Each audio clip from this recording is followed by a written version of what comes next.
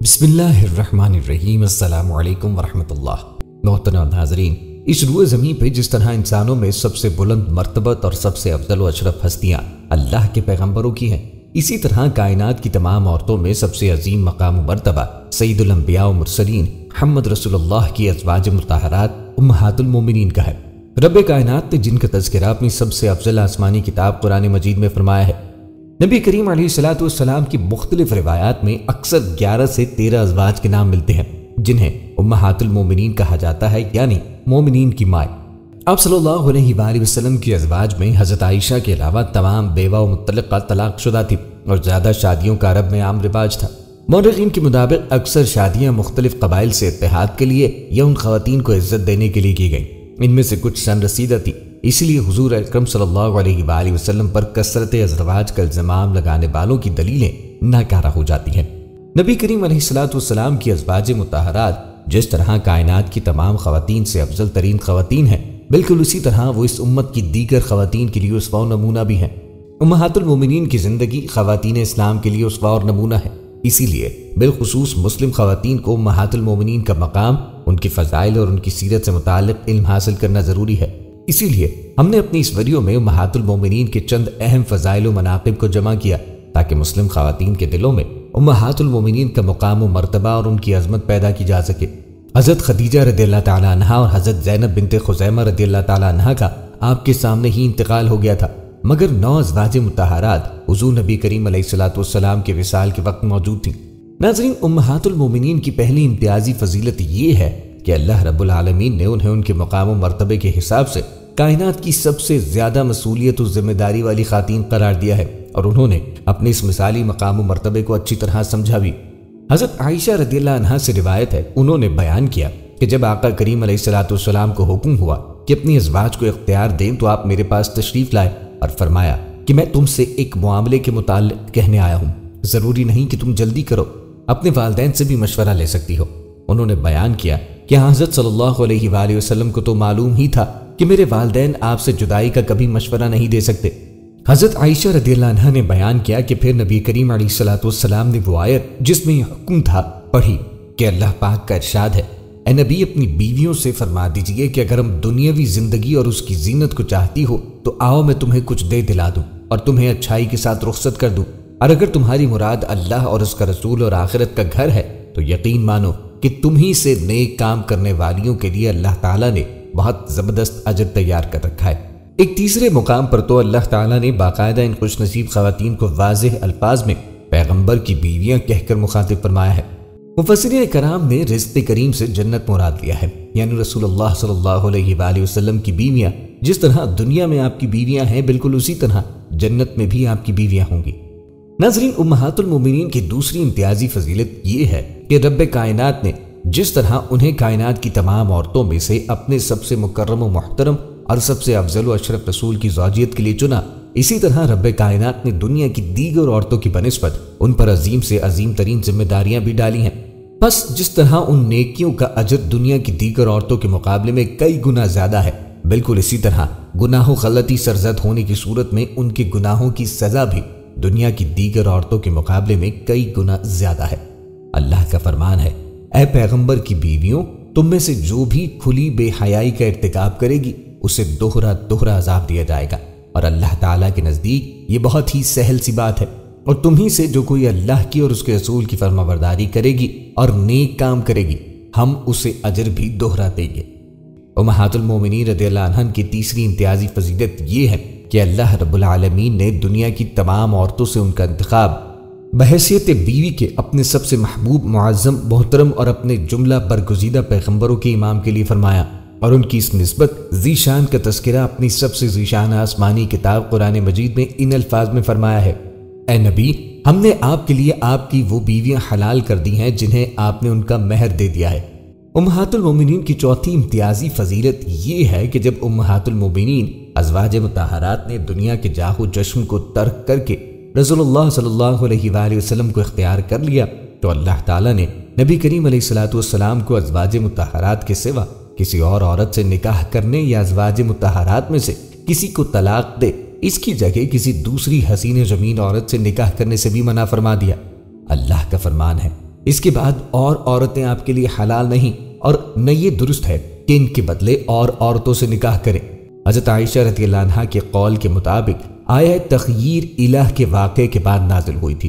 امہات المومنین کی 5ویں امتیازی فضیلت یہ ہے کہ اللہ رب العالمین نے ان کے رسول اللہ صلی اللہ علیہ وآلہ وسلم کی زوجیت میں آنے کے بعد انہیں دنیا کے تمام مردوں کے لیے حرام قرار دے دیا، اس طور پر کہ کوئی دوسرا شخص رسول اللہ صلی اللہ علیہ وآلہ وسلم کی وفات کے بعد بھی ان سے نکاح نہیں کر سکتا۔ محمد بن جریر طبری رحمہ اللہ علیہ مذکورہ آیت مبارکہ کے شان نزول سے متعلق رقم تراز ہیں کہ بسا اوقات کوئی شخص یہ کہتا کہ اگر آپ صلی اللہ علیہ وآلہ وسلم کی وفات ہو گئی تو میں آپ کی فلاں بیوی سے نکاح کر لوں گا، تو اس بات سے رسول اللہ صلی اللہ علیہ وآلہ وسلم کو بہت تکلیف ہوتی۔ اس موقع پہ اللہ رب العالمین نے یہ آیت نازل فرمائی۔ امہات المومنین کی 6ٹی امتیازی فضیلت یہ کہ اللہ رب العالمین نے انہیں دنیا کی تمام خواتین سے افضل و اشرف قرار دیا، اور واضح الفاظ میں انہیں یہ خطاب بھی عطا فرما دیا کہ اے پیغمبر کی بیویوں، مقام و مرتبے کے اعتبار سے تم دنیا کی عام عورتوں کی طرح نہیں ہو، بلکہ تمہارا مقام و مرتبہ دنیا کی تمام عورتوں سے بلند تر ہے۔ اللہ کا فرمان عالی شان ہے، اے نبی کی بیویوں تم عام عورتوں کی طرح نہیں ہو۔ اہل سنہ والجماعت کا یہ عقیدہ ہے کہ رسول اللہ صلی اللہ علیہ وآلہ وسلم کی تمام بیویاں پوری امت کی ماں ہیں، اور ہر مسلمان پر ضروری ہے کہ وہ رسول اللہ کی تمام ازواج مطہرات کو اپنی ماں سمجھے اور انہیں ہر طرح کی برائی سے پاک سمجھے۔ ان میں سب سے افضل ترین حضرت خدیجہ و عائشہ رضی اللہ عنہا ہیں، جن کی برات کا اعلان اللہ رب العالمین نے قرآن مجید میں فرمایا ہے۔ ناظرین، امہات المومنین کی 7ویں فضیلت یہ ہے کہ ازواج مطہرات بھی رسول اللہ صلی اللہ علیہ وآلہ وسلم کے اہل بیت میں شامل ہیں، جن کی پاکیزگی اور طہارت کا اعلان اللہ نے قرآن مجید میں فرمایا ہے۔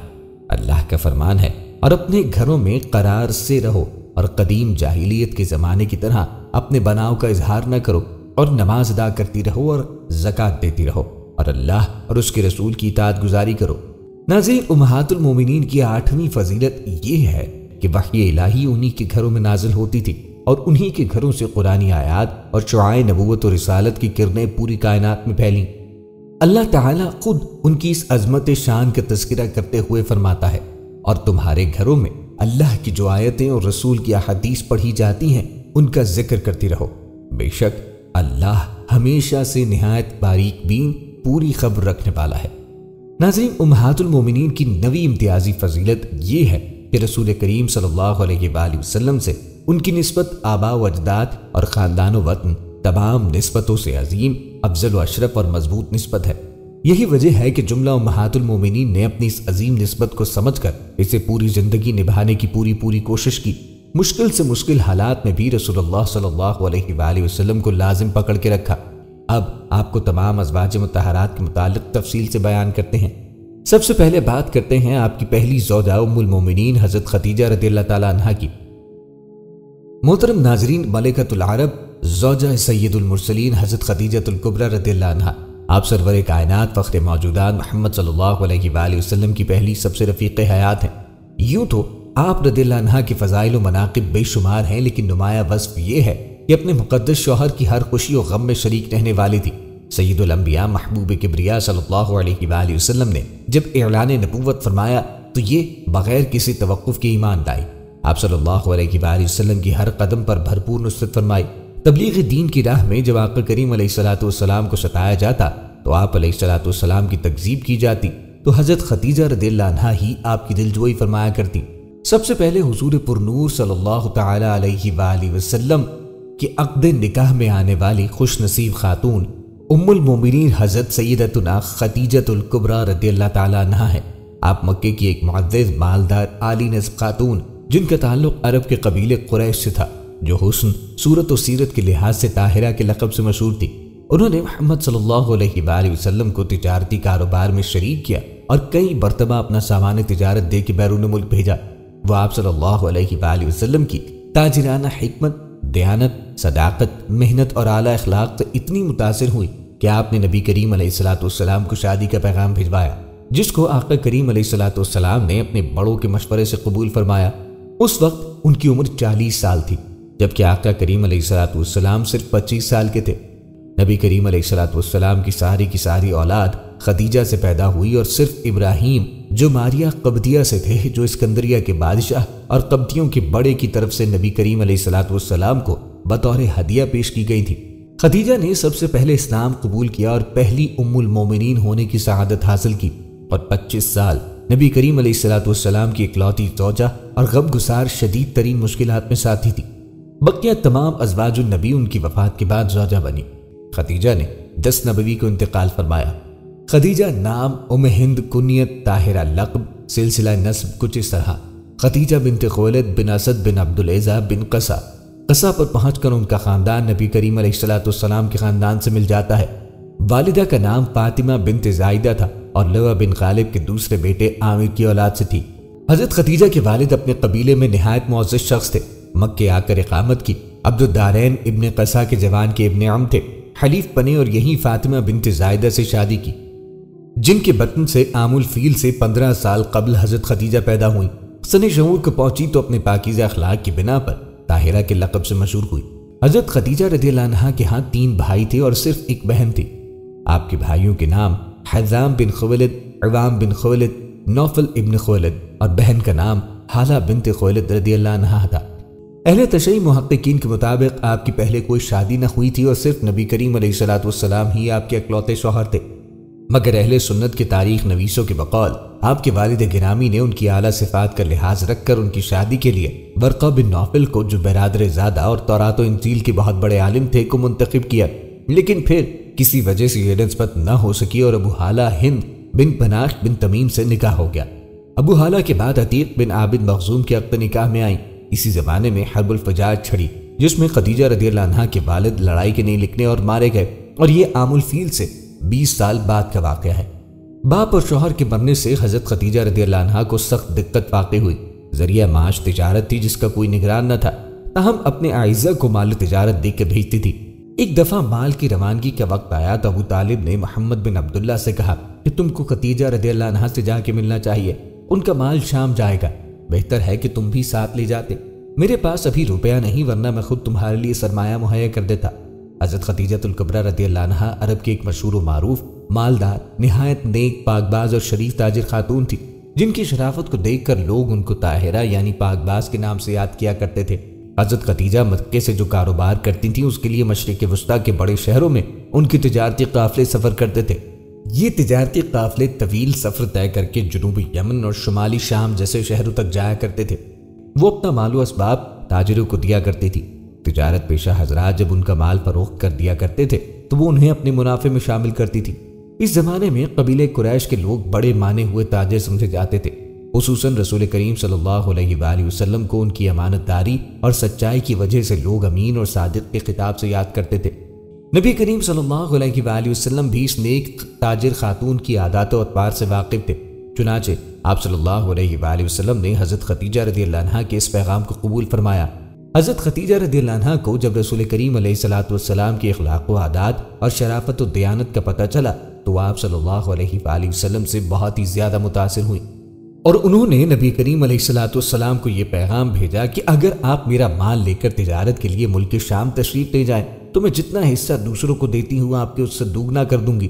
اس سفر میں حضرت خدیجہ رضی اللہ عنہا نے سرور کونین صلی اللہ علیہ وآلہ وسلم کے ساتھ اپنے غلام میسرہ کو بھیجنے کی پیشکش بھی کی۔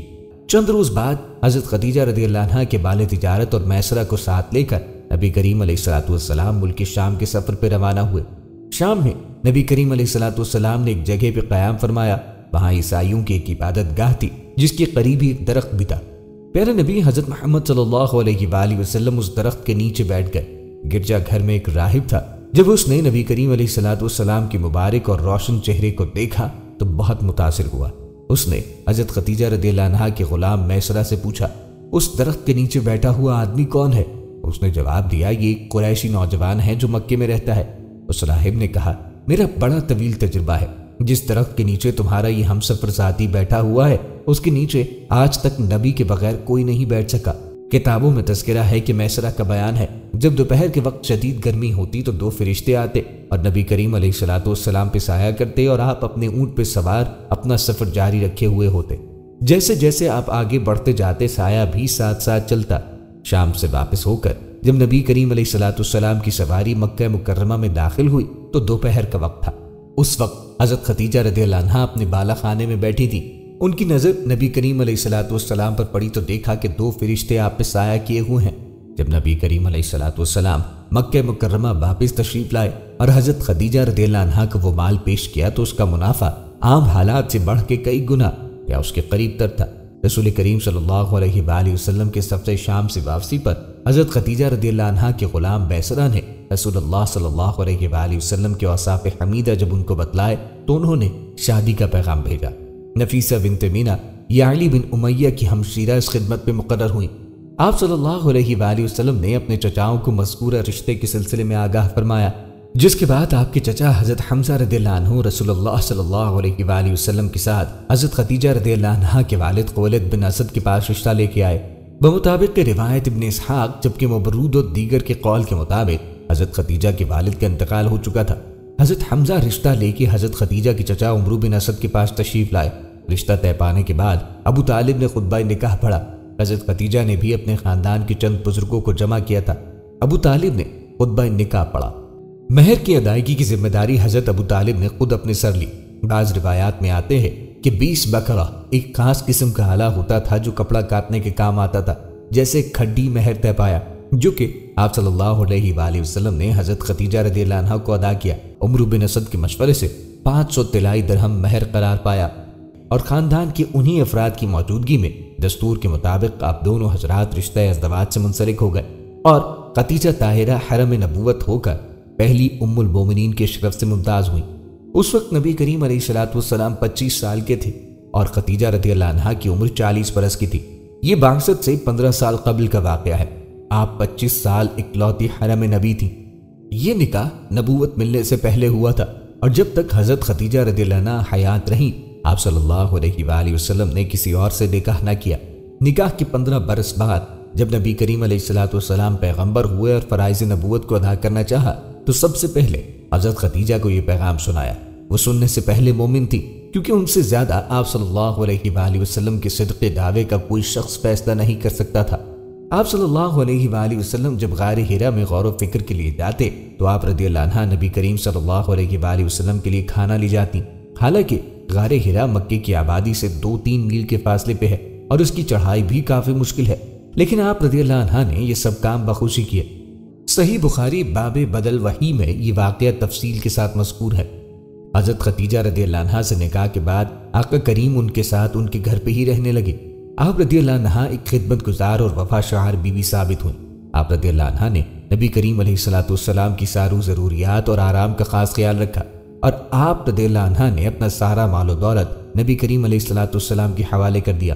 حضرت خدیجہ رضی اللہ عنہا جب تک زندہ رہیں آپ رضی اللہ عنہا نے کوئی کام ایسا بھی نہیں کیا جو آقا کریم علیہ السلام کو ناپسند ہو یا آپ صلی اللہ علیہ وآلہ وسلم کی مرضی کے خلاف ہو۔ حضرت خدیجہ رضی اللہ عنہا نے صرف نبوت کی تصدیق ہی نہیں کی بلکہ آغاز اسلام میں نبی کریم علیہ السلام کی سب سے بڑی معین و مددگار ثابت ہوئی۔ نبی کریم علیہ السلام کو جو چند سال تک کفار مکہ اذیت دیتے ہوئے ہچکچاتے تھے، اس میں بڑی حد تک خدیجہ کا اثر کام کر رہا تھا۔ ہم نے تذکرہ کیا کہ آغاز نبوت میں جب محمد صلی اللہ علیہ وآلہ وسلم کی زبان سے یہ الفاظ نکلے کہ مجھ کو ڈر ہے تو انہوں نے کہا آپ متردد نہ ہو، خدا آپ کا ساتھ نہ چھوڑے گا۔ دعوت اسلام کے سلسلے میں جب مشرکین نے آپ کو طرح طرح کی اذیتیں پہنچائی تو حضرت خدیجہ نے آپ کو تسلی اور تشفی دی۔ تفصیل استیعاب میں بھی منقول ہے محمد صلی اللہ علیہ وآلہ وسلم کو مشرکین کی تردید یا تکذیب سے جو کچھ صدمہ پہنچتا حضرت خدیجہ کے پاس آ کر ختم ہو جاتا تھا، کیونکہ وہ آپ کی باتوں کی تصدیق کرتی تھی اور مشرکین کے معاملے کو آپ کے سامنے ہلکا کر کے پیش کرتی تھی۔ حضرت خدیجہ کا ایک غلام زید بن حارثہ رضی اللہ عنہ تھا جن سے نبی کریم علیہ السلام کو خصوصی لگاؤ اور محبت تھی، تو آپ رضی اللہ عنہ نے زید کو نبی کریم علیہ السلام کو ہدیہ کیا اور آقا کریم نے زید کو خانہ کعبہ میں لے جا کر عرب کے رواج کے مطابق اپنا منہ بولا بیٹا بنا لیا۔ اس کے بعد اہل عرب زید بن حارثہ رضی اللہ عنہ کو زید بن محمد کہنے لگ گئے۔ سورہ احزاب کی آیت 5 میں اللہ پاک نے فرمایا، اے ایمان والو تم لے پالکوں کو ان کے باپ کے نام سے پکارو، یہ اللہ کے نزدیک زیادہ صحیح ہے۔ جب یہ آیت نازل ہوئی تو حضرت زید رضی اللہ عنہ کو دوبارہ سے زید بن حارثہ کہا جانے لگا۔ سماب اکبر آبادی نے حضرت خدیجہ رضی اللہ عنہ کی خدمت گزاری اور وفا شعاری کے حوالے سے لکھا ہے کہ حضرت خدیجہ رضی اللہ عنہا حسین بھی تھیں، دولت مند بھی تھیں، شریف النسل بھی تھیں، شریف الخیال بھی تھیں، اور سب سے زیادہ جو فضیلت ان میں تھی وہ یہ ہے کہ اپنے شوہر کی بے حد اطاعت گزار تھیں۔ حضرت خدیجہ رضی اللہ عنہا نے نبی کریم علیہ السلام کا ہر مشکل سے مشکل وقت میں ساتھ دیا۔ جب عرب نے دیکھا کہ حضرت محمد صلی اللہ علیہ وآلہ وسلم کا لایا ہوا دین اسلام عرب میں پھیلتا جا رہا ہے تو انہیں اس پہ کافی تفشیش ہوئی، اور انہوں نے مل کر فیصلہ کیا کہ قبیلہ بنو ہاشم کا ہر طرح سے بائیکاٹ کیا جائے اور انہیں مجبور کیا جائے کہ وہ محمد کا ساتھ چھوڑ دیں۔ لیکن بنو ہاشم نے نبی کریم علیہ السلام کا ساتھ چھوڑنے سے انکار کیا، اور ابو طالب کے کہنے پر بنو ہاشم اور بنو طالب کے سب لوگ سوائے ابو لہب کے شیب ابی طالب میں چلے گئے تاکہ وہاں نبی کریم علیہ السلام کی حفاظت کر سکے۔ یہ دن نبی کریم صلی اللہ علیہ وآلہ وسلم اور ان کا ساتھ دینے والوں کے لیے بہت سخت تھے۔ ان حالات میں حضرت خدیجہ رضی اللہ عنہا نے نبی کریم کا ڈٹ کے ساتھ دیا اور ہر مشکل سے مشکل موقع پر آپ صلی اللہ علیہ وآلہ وسلم کا حوصلہ بڑھایا۔ ام المومنین طاہرہ کی عظمت و فضیلت کا اندازہ اس بات سے ہو سکتا ہے کہ نبی کریم علیہ السلام نے جب فرض نبوت ادا کرنا چاہا تو قضائے عالم سے ایک آواز بھی آپ کی تائید میں نہ اٹھی۔ کوہ ہیرا، وادی عرفات، جبل فاران، عرض تمام جزیرۃ العرب آپ کی آواز پر پیکر تصویر بنا تھا، لیکن اس عالمگیر خاموشی میں صرف ایک آواز تھی جو فضائے مکہ میں تموج پیدا کر رہی تھی۔ یہ آواز حضرت خدیجہ طاہرہ کے قلب سے بلند ہوئی تھی، جو اس ظلمت کدہ کفر و ضلالت میں نور الہی کا دوسری تجلی گاہ تھی۔ عرب میں سیدہ کے لقب سے مشہور اسلام کی خاتون اول کو ان دنوں میں پتے اور درختوں کی چھال کھانا پڑی، تو آپ رضی اللہ عنہا نے ان حالات کو بھی انتہائی صبر سے برداشت کیا۔ اس موقع پر اگر آپ چاہتی تو اس محاصرے سے الگ ہو سکتی تھی، اسی لیے کہ آپ رضی اللہ عنہا کا تعلق تو بنی اسد سے تھا اور عرب کے تمام لوگ آپ رضی اللہ عنہا کی بہت عزت کرتے تھے۔ لیکن حضرت خدیجہ رضی اللہ عنہا نے نبی کریم علیہ السلام کے ساتھ رہنا پسند کیا۔ شیب ابی طالب میں مسلمانوں کا محاصرہ تقریباً 3 سال رہا۔ اس دوران حضرت خدیجہ رضی اللہ عنہا کے چند قریبی رشتہ دار، بالخصوص حکیم بن حزام رضی اللہ عنہ، جو ابھی اسلام کی دولت سے مالا مال نہ ہوئے تھے، موقع دیکھ کر کھانے پینے کا سامان دی جاتے تھے۔ ایک دن حکیم بن حزام نے، جو خدیجہ کے بھتیجے تھے، تھوڑے سے گیہوں اپنے غلام کے ہاتھ حجر خدیجہ کے پاس بھیجے۔ راہ میں ابو جہل نے دیکھ لیا۔ اتفاق سے ابو البختری کہیں سے آ گیا۔ وہ اگرچہ کافر تھا لیکن اس کو رحم آیا۔ ابو جہل سے کہا، ایک شخص اپنی پھوپھی کو کھانے کے لیے جو کچھ بھیجتا ہے تو کیوں روکتا ہے؟ ایک مرتبہ جبرائیل نبی کریم علیہ السلام کے پاس بیٹھے تھے۔ خدیجہ رضی اللہ عنہا آئیں تو فرمایا، ان کو جنت میں ایک ایسا گھر ملنے کی بشارت سنا دیجئے جو موتی کا ہوگا اور جس میں شور و غل اور محنت و مشقت نہ ہوگی۔ صحیح مسلم میں ہے کہ حضرت سیدنا ابو ہریرہ رضی اللہ عنہ سے روایت ہے کہ ایک دفعہ جبرائیل امین سرکار دو عالم کے پاس تشریف لائے اور عرض کی، یا رسول اللہ، یہ خدیجہ آپ کے پاس سالن یا کھانے کا ایک برتن لا رہی ہے، جب وہ لے کر آئیں تو ان کے رب اور میری طرف سے سلام کہہ دیں اور جنت میں انہیں موتی کے ایک محل کی بشارت دے دیں جس میں نہ شور ہوگا نہ تکلیف ہوگی۔ حضرت خدیجہ رضی اللہ عنہا آپ صلی اللہ علیہ وآلہ وسلم کی رفاقت میں 25 سال گزارے۔ اس ساری مدت میں آپ صلی اللہ علیہ وآلہ وسلم نے کبھی دوسری شادی نہ کی۔ سیدہ خدیجہ رضی اللہ عنہا نے بھی کوئی ایسا کام نہیں کیا جو آپ کو ناپسند ہو۔ نہ سے آپ رضی اللہ عنہا کے بطن سے نبی کریم علیہ السلام کے گھر میں 6 اولادیں پیدا ہوئیں، 2 صاحبزادے جو بچپن میں انتقال کر گئے اور 4 صاحبزادیاں کے نام حسب ذیل ہیں۔ قاسم بن محمد نبی کریم علیہ السلام کے سب سے بڑے بیٹے تھے، انہی کے نام پر آپ ابو القاسم کو نیت کرتے تھے۔ صغر سنی میں مکے میں انتقال کیا، اس وقت پیروں پہ چلنے لگ گئے تھے۔ زینب بنت محمد صلی اللہ علیہ وآلہ وسلم نبی کریم علیہ السلام کی سب سے بڑی صاحبزادی تھی۔ عبداللہ بن محمد نے بہت کم عمر پائی، چونکہ زمانے نبوت میں پیدا ہوئے تھے اسی لیے طیب اور طاہر کے لقب سے مشہور ہوئے۔ رقیہ بنت محمد، ام کلثوم بنت محمد اور فاطمہ الزہرا۔ حضرت خدیجہ کے مناقب میں بہت سی احادیث مروی ہیں۔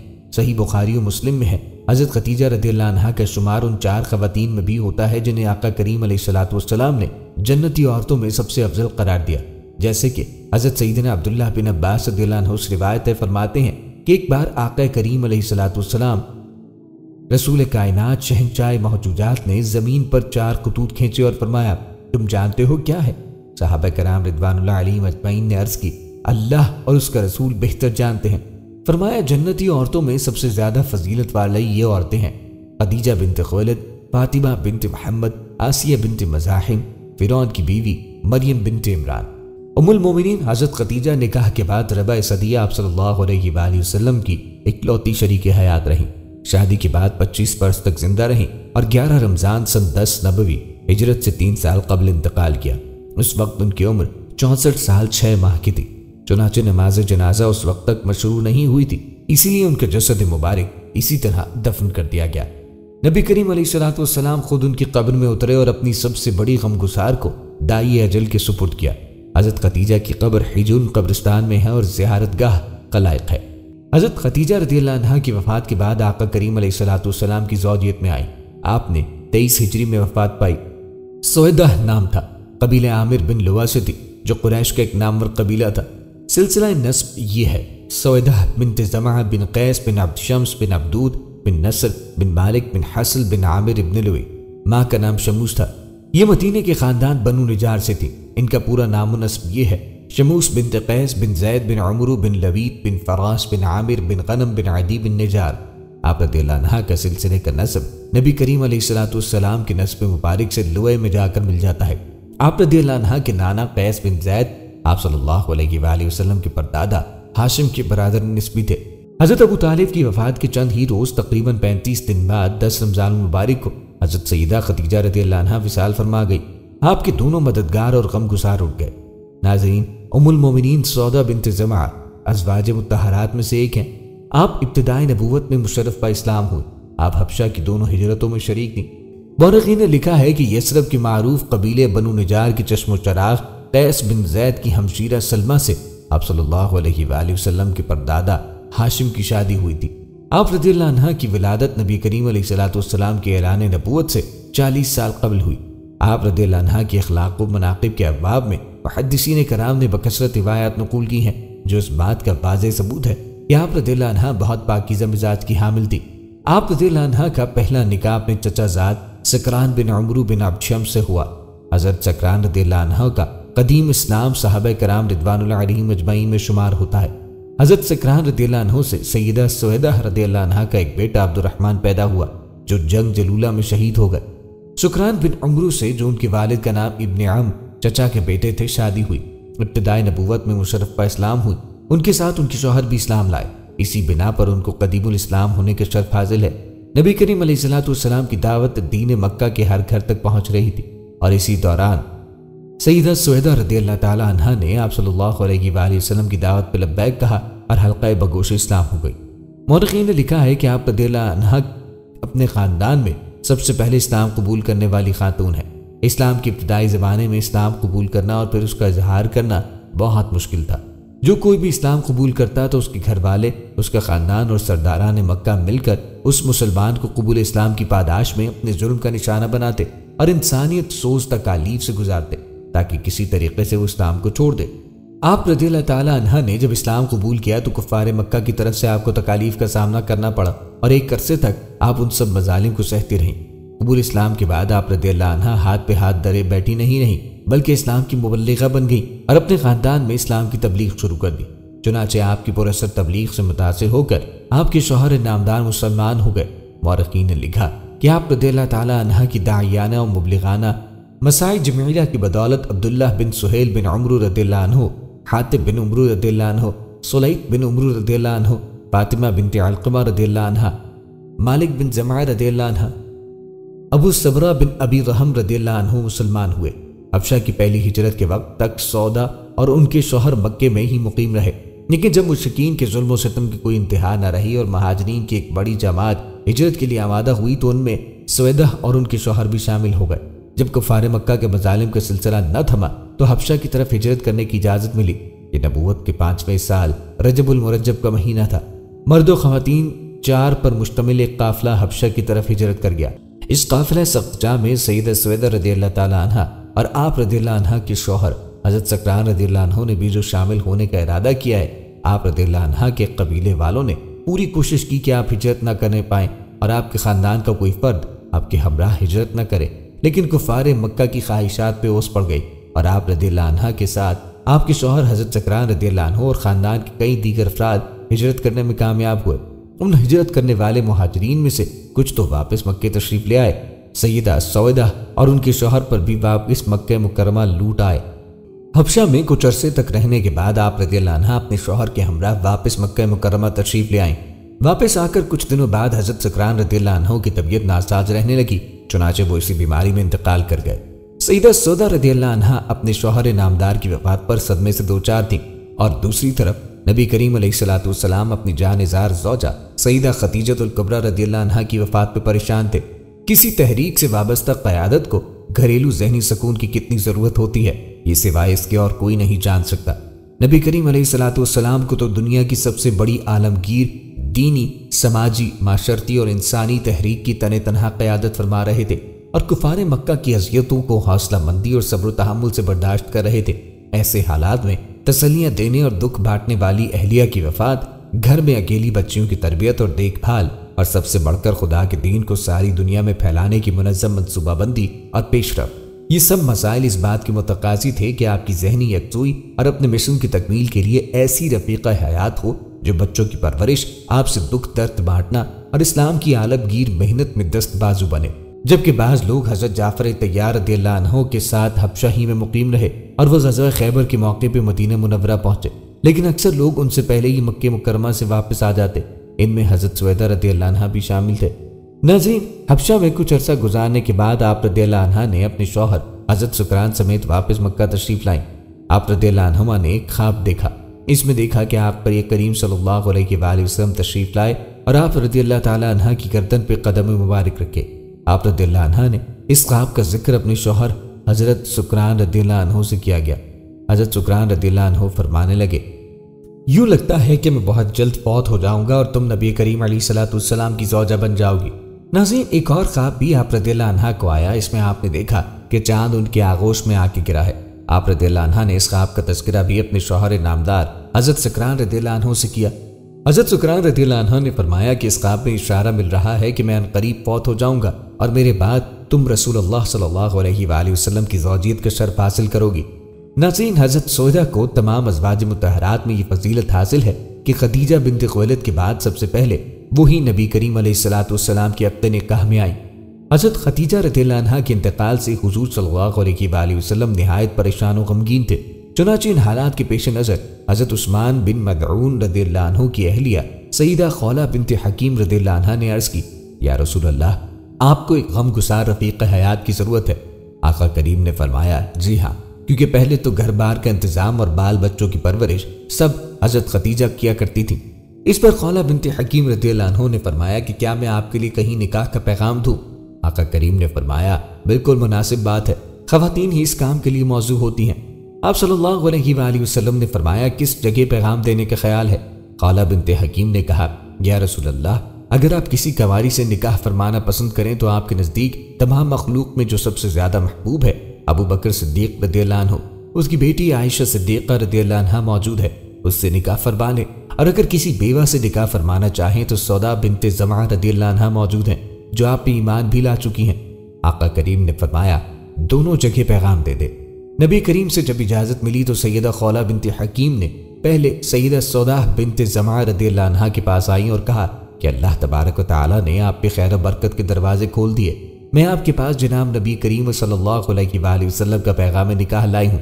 सैयदा सौदा रदियल्लाहु अन्हा ने फरमाया, मैं मोहम्मद रसूलुल्लाह सल्लल्लाहु अलैहि वसल्लम पर ईमान लाई हूँ। वो मेरे हादी भी हैं और मेरे रहनुमा भी। मेरी ज़ात के मुताल्लिक उन्हें मुकम्मल इख्तियार है, वो जो चाहे फैसला फरमाएं। सैयदा खौला बिन्त हकीम को जब ये मालूम हुआ कि सैयदा सौदा इस पर रज़ामंद है तो वह आप रदियल्लाहु अन्हा के बूढ़े वालिद जमा बिन कैस के पास गई और जाकर कहा कि मोहम्मद बिन अब्दुल्लाह बिन अब्दुल मुत्तलिब की तरफ से आपकी बेटी सौदा के लिए निकाह का पैगाम लाई हूँ। जमा ने यह सुनकर कहा, बेशक मेरी बेटी की खुशकिस्मती है, मोहम्मद सल्लल्लाहु अलैहि वसल्लम इस रिश्ते के लिए सबसे ज्यादा मौजू है, लेकिन आप सौदा बिन्त जमा की राय भी मालूम करें। इस पर सैयदा खौला बिन्त हकीम ने कहा कि मैंने उनसे बात कर ली है और उन्हें ये पेशकश कबूल है। सैयदा सौदा बिन्त जमा रदियल्लाहु अन्हा के वो ख्वाब शर्मिंदा ताबीर होने लगे जो आपने हज़रत सकरान रदियल्लाहु अन्हु की वफात से पहले देखे थे। जमा बिन कैस ने सैयदा सौदा रदियल्लाहु अन्हा से निकाह की इजाज़त तलब की और कहा कि ऐ मेरी लख्त जिगर, खौला बिन्त हकीम मुझसे कहती हैं कि मोहम्मद बिन अब्दुल्लाह बिन अब्दुल मुत्तलिब ने तुझे निकाह का पैगाम भेजा है, क्या तू उसके लिए राजी है? देख बेटी, मेरे नज़दीक तो वो निहायत इज्जतदार घराना है, अगर तू भी राजी हो तो मैं इस मामले को पक्का कर दूं। सैयदा सौदा बिन्त जमा ने जवाब दिया कि जी अबू जान, मेरी राय भी यही है। चुनाचे रसूलुल्लाह सल्लल्लाहु अलैहि वसल्लम उनके हाथ तशरीफ ले गए और हज़रत सौदा रदियल्लाहु अन्हा के वालिद जमा बिन कैस ने आपको निकाह पढ़ाया और 400 दरहम हक महर मुकर्रर हुआ। نکاح کے بعد عبداللہ بن جماع سودا کے بھائی جو اس وقت کافر تھے آئے اور ان کو یہ حال معلوم ہوا تو سر پہ خاک ڈال لی کہ کیا غضب ہو گیا۔ چنانچہ اسلام لانے کے بعد اپنی اس حماقت و نادانی پر ہمیشہ ان کو افسوس آتا تھا۔ رسول کریم علیہ السلام نے سیدہ خدیجہ رضی اللہ عنہا کی وفات کے بعد رمضان 10 نبوی میں حضرت سودا رضی اللہ عنہا سے نکاح فرمایا۔ یہ نکاح حضرت عائشہ صدیقہ رضی اللہ عنہا سے بھی پہلے فرمایا اور حضرت سودا مکہ مکرمہ ہی میں آپ کے گھر آ گئی، پھر مدینہ منورہ کی طرف ہجرت فرمائی۔ سیدہ ام کلثوم رضی اللہ عنہا اور سیدہ فاطمہ الزہرا کم و بیش 5-6 سال تک سیدہ سودا رضی اللہ عنہا کی زیر تربیت رہیں، لیکن ساری زندگی کوئی ناخوشگوار واقعہ پیش نہ آیا، نہ سیدہ سودا رضی اللہ عنہا کی طرف سے اور نہ ہی سیدہ ام کلثوم اور سیدہ فاطمہ الزہرا کی طرف سے۔ مدینہ طیبہ میں آقا کریم علیہ السلام نے مسجد نبوی تعمیر کی اور ساتھ ہی 2 مکان بھی تعمیر کروائے۔ اس کے بعد آقا کریم نے رمضان 1 ہجری کو حضرت زید رضی اللہ عنہ بن حارثہ اور ابو رافع رضی اللہ عنہ کو 2 اونٹ اور 500 درہم دے کر مکے کی طرف بھیجا اور فرمایا قاف پر پیش اور پہلے دال پر زبر کے ساتھ پڑھنا ہے، اس سے مزید ایک اور اونٹ بھی خرید لینا تاکہ سیدہ سودا، سیدہ ام کلثوم اور سیدہ فاطمہ رضی اللہ عنہما آسانی سے سوار ہو سکیں۔ چنانچہ زید بن حارثہ اور ابو رافع رضی اللہ عنہما حسب حکم مکے میں آئے اور خاندان نبوت کو بحفاظت ہمراہ لے گئے۔ سن 10 ہجری میں جب نبی کریم علیہ السلام نے حج کیا تو سودا بھی ساتھ تھی، چونکہ وہ بلند و بالا و فربا اندام تھی اور اس وجہ سے تیزی کے ساتھ چل پھر نہیں سکتی تھی، اس لیے آقا کریم نے اجازت دی کہ اور لوگوں کے مزدلفہ سے روانہ ہونے کے قبل ان کو چلا جانا چاہیے، کیونکہ ان کو بھیڑ بھاڑ میں چلنے سے تکلیف ہوگی۔ آپ رضی اللہ عنہ کی نبی کریم علیہ السلام سے کوئی اولاد نہ ہوئی۔ پہلے شوہر سکران بن عمرو نے ایک لڑکا یادگار چھوڑا تھا جس کا نام عبد الرحمن تھا، انہوں نے جنگ جلولہ فارس میں شہادت حاصل کی۔ ناظرین، ازواج مطہرات میں سودا بنت زمعہ سے زیادہ کوئی بلند و بالا نہ تھا۔ حضرت عائشہ صدیقہ رضی اللہ عنہا کا قول ہے جس نے ان کو دیکھ لیا اس سے وہ چھپ نہ سکتی تھی۔ زرقانی میں ہے کہ ان کا قد لمبا تھا۔ آپ کی وفات کے بارے میں بتایا جاتا ہے کہ ایک دفعہ ازواج مطہرات نبی کریم علیہ السلام کی خدمت میں حاضر تھیں۔ انہوں نے دریافت کیا کہ یا رسول اللہ، ہم میں سے سب سے پہلے کون مرے گا؟ فرمایا جس کا ہاتھ سب سے بڑا ہے۔ لوگوں نے ظاہراً بائیں سمجھے، ہاتھ ناپے گئے تو سب سے بڑا ہاتھ سودا کا تھا، لیکن جب سب سے پہلے زینب بنت خزیمہ کا انتقال ہوا تو معلوم ہوا کہ ہاتھ کی بڑائی سے آپ کا مقصد سخاوت و فیاضی تھی۔ بہرحال واقعی نے سودا رضی اللہ عنہا کا سال وفات 54 ہجری بتایا ہے، لیکن ثقات کی روایت یہ ہے کہ انہوں نے عمر فاروق کے اخیر زمانے خلافت میں انتقال کیا۔ ناظرین، اللہ تعالیٰ نے حضرت عائشہ رضی اللہ عنہا کو بے شمار فضائل سے نوازا تھا۔ ان میں بعض فضیلتیں ایسی ہیں جو صرف حضرت عائشہ کو عطا ہوئیں۔ خود فرماتی ہیں کہ اللہ تعالیٰ نے مجھے ایسی خوبیاں عطا کی جو میرے علاوہ کسی کو نہ ملی۔ نکاح سے پہلے فرشتے نے آقا کریم علیہ السلام کے سامنے میری صورت پیش کی۔ امام ترمذی سے مروی ہے کہ حضرت جبرائیل علیہ السلام ان کی تصویر پر سبز رنگ کے ریشم میں لپیٹ کر آقا کریم کے پاس لائے اور کہا کہ دنیا و آخرت میں آپ کی رفیقہ حیات ہیں۔ میری عمر 7 سال تھی جب رسول اللہ نے مجھ سے نکاح فرمایا۔ اتنی چھوٹی عمر میں حضور صلی اللہ علیہ وآلہ وسلم نے کسی اور بیوی سے نکاح نہ فرمایا۔ جب میری رخصتی ہوئی تو میری عمر 9 سال تھی۔ ازواج مطہرات میں سے صرف میں کواری پیغمبر نبی کریم کے حرم میں آئی۔ حضور پر وحی میرے بستر پہ نازل ہوتی۔ نبی کریم علیہ السلام سب سے زیادہ مجھ سے محبت کرتے۔ اللہ تعالیٰ نے میری برات کے لیے قرآن کریم کی آیات نازل فرمائی۔ میں نے جبریل امین کو دیکھا ہے۔ حضور صلی اللہ علیہ وآلہ وسلم کا انتقال مبارک میرے حجرے میں ہوا۔ اس کے علاوہ آپ رضی اللہ عنہ بے شمار فضائل کی مالک تھی جن کو محدثی کرام اور اصحاب سیر نے مستقل ابواب میں ذکر فرمایا ہے۔ نبی کریم علیہ السلام کے وصال کے وقت حضرت عائشہ کی عمر 18 سال تھی۔ 48 برس انہوں نے عالم میں بیوگی میں بسر کیے۔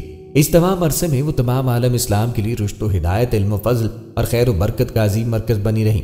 بڑے بڑے جلیل القدر صحابہ نے ان کی خدمت میں حاضر ہو کر ہر قسم کے مسائل پوچھے۔ علمی اعتبار سے حضرت عائشہ کو تمام ازواج مطہرات بلکہ اکثر صحابہ کرام پہ فوقیت حاصل ہوتی تھی۔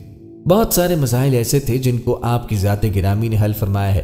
عروہ بن زبیر کا قول ہے، قرآن، فرائض، حلال و حرام، فقہ، شاعری، طب، عرب کی تاریخ اور نسب کا عالم عائشہ رضی اللہ عنہا سے بڑھ کر کسی کو نہ دیکھا۔ حضرت عائشہ رضی اللہ عنہ سے احادیث مروی ہیں جن میں سے 174 حدیثوں پر شیخین نے اتفاق کیا۔ امام 2210 بخاری نے منفردن ان سے 54 حدیثیں روایت کی ہیں۔ 68 حدیثوں میں امام مسلم منفرد ہیں۔ ناظرین، آپ کے وصال کے بارے میں علامہ ابن کثیر لکھتے ہیں، سیدہ عائشہ صدیقہ رضی اللہ عنہا کی وفات 17 رمضان المبارک منگل کے دن اور 58 سال کی عمر میں آپ نے وصیت کی تھی کہ مجھے جنت البقیع میں دفن کیا جائے۔ آپ کی نماز جنازہ سیدنا ابو ہریرہ رضی اللہ عنہ نے نماز وتر کے بعد پڑھائی۔ ناظرین اب کرتے ہیں آپ صلی اللہ علیہ وآلہ وسلم کی چوتھی زوجہ ام المومنین حضرت حفصہ رضی اللہ عنہ کی۔ ناظرین ام المومنین حضرت حفصہ رضی اللہ عنہ کی والد ماجد امیر المومنین حضرت عمر بن خطاب رضی اللہ عنہ ہے، اور ان کی والدہ ماجدہ حضرت زینب بنت مظعون رضی اللہ تعالی عنہ ہے، جو کہ ایک مشہور صحابیہ ہیں۔ حضرت حفصہ رضی اللہ تعالی عنہ کی پہلی شادی حضرت خنیس بن حذافہ سہمی رضی اللہ تعالی عنہ سے ہوئی، اور انہوں نے اپنے شوہر کے ساتھ مدینہ طیبہ کو ہجرت بھی کی تھی، لیکن ان کے شوہر جنگ بدر یا جنگ احد میں زخمی ہو کے وفات پا گئے اور یہ بیوہ ہو گئی۔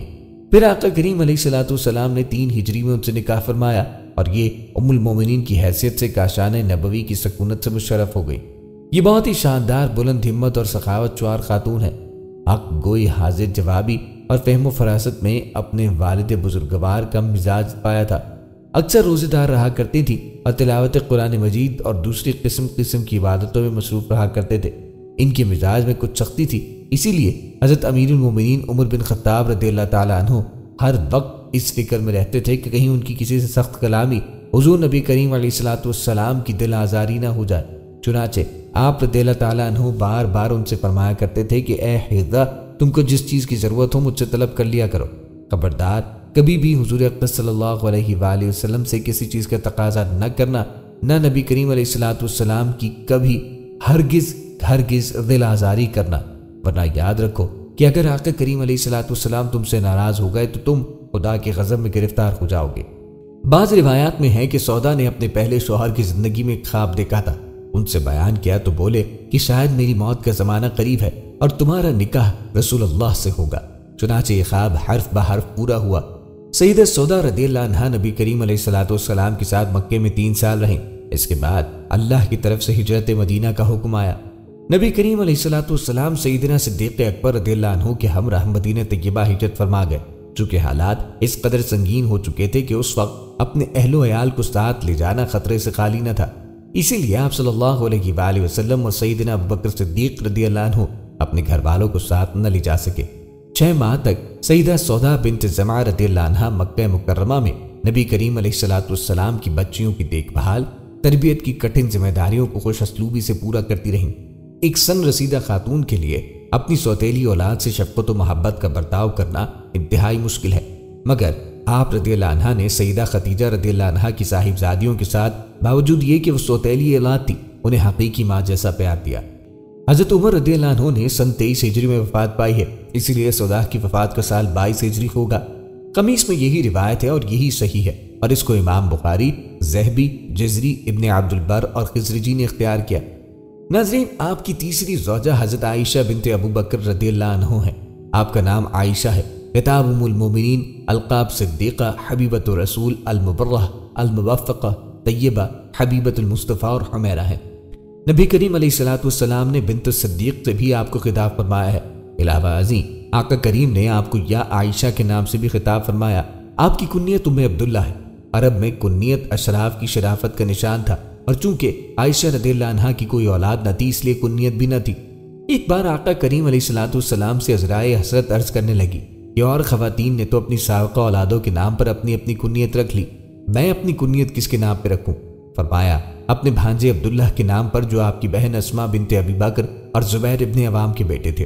آپ کی ولادت بعثت کے 5ویں سال ماہ شوال المکرم بمطابق ماہ جولائی 614 عیسوی بمقام مکہ مکرمہ حجاز مقدس میں ہوئی۔ ابن سعد نے طبقات میں آپ کی ولادت نبوت کے 4تھے سال کے آغاز میں لکھی ہے، مگر پہلی روایت پر تمام مورخین کا اتفاق ہے۔ آپ بحالت مسلمانی پیدا ہوئی کیونکہ آپ کے والد ابوبکر صدیق آپ کی ولادت سے قریباً 5 سال قبل اسلام لے آئے تھے۔ آپ کا بچپن مکہ مکرمہ ہی میں گزرا اور قریباً 9 سال کی عمر میں ہجرت کر کے مدینہ منورہ لائی گئیں۔ ناظرین، غیر معمولی اشخاص اپنے بچپن ہی میں اپنی حرکات و سکنات اور نشو و نما میں ممتاز ہوتے ہیں، ان کے ایک ایک خط و خال میں کشش ہوتی ہے۔ حضرت عائشہ کا بچپن بھی روشن اور سعادت مندی سے بھرپور گزرا۔ حضرت عائشہ کو لڑکپن میں کھیل کود کا شوق تو تھا، مگر 2 شوق مرغوب تھے، گڑیاؤں سے کھیلنا اور میرا نکاح بھی شوال میں ہوا، رخصتی سے جھولا جھولنا۔ حضرت عائشہ فرماتی ہیں کہ میری رخصتی بھی شوال میں ہوئی۔ نبی کریم علیہ الصلوۃ والسلام کی بیویوں میں کون مجھ سے زیادہ نصیب ور اور حضور علیہ الصلوۃ والسلام کی محبوبہ تھی؟ آقا کریم علیہ الصلوۃ والسلام کی پہلی زوجہ خدیجہ بنت خویلد رضی اللہ عنہا ہے۔ جب نبی کریم علیہ السلام کی زوجیت میں آئیں تو اس وقت ان کا سن 40 سال کا تھا اور آقا کریم کا سن مبارک 25 سال کا تھا، اور خدیجہ بنت خویلد مزید 25 سال تک شرف زوجیت میں رہیں۔ ماہ رمضان 10 نبوی مطابق اپریل 619 عیسوی میں خدیجہ بنت خویلد رضی اللہ عنہا نے 65 سال کی عمر میں مکہ مکرمہ میں وفات پائی۔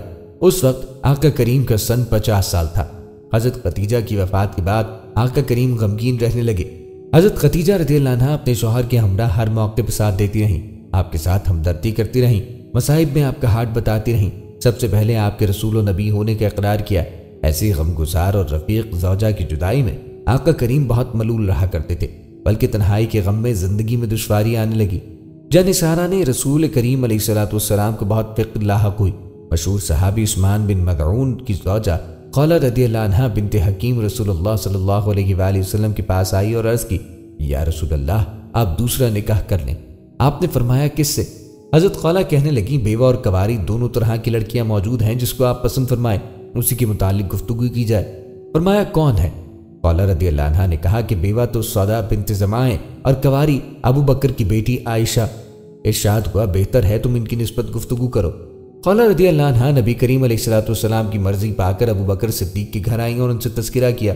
دور جاہلیت میں دستور تھا، جس طرح سگے بھائیوں کی اولاد سے نکاح جائز نہیں، اسی طرح عرب اپنے منہ بولے بھائی کی اولاد سے بھی شادی نہ کیا کرتے تھے۔ اسی بنا پر ابو بکر صدیق رضی اللہ عنہ نے کہا کہ خولہ، عائشہ تو آپ صلی اللہ علیہ وآلہ وسلم کی بھتیجی ہیں، آپ سے اس کا کیوں کر نکاح ہو سکتا ہے؟ حضرت خولہ نے نبی کریم علیہ السلام سے استفسار کیا تو آپ نے فرمایا، ابو بکر میرے دینی بھائی ہیں اور اس قسم کے بھائیوں سے نکاح جائز ہے۔ ابو بکر رضی اللہ عنہ کو جب معلوم ہوا تو انہوں نے قبول کر لیا، لیکن اس سے قبل حضرت عائشہ رضی اللہ عنہا کی نسبت جبیر بن مطعم کے بیٹے سے ہو چکی تھی، اسی لیے ان سے پوچھنا بھی ضروری تھا۔ حضرت ابو بکر نے جبیر سے جا کر پوچھا کہ تم نے عائشہ کی نسبت اپنے بیٹے سے کی تھی، اب کیا کہتے ہو؟ جبیر نے اپنی بیوی سے پوچھا۔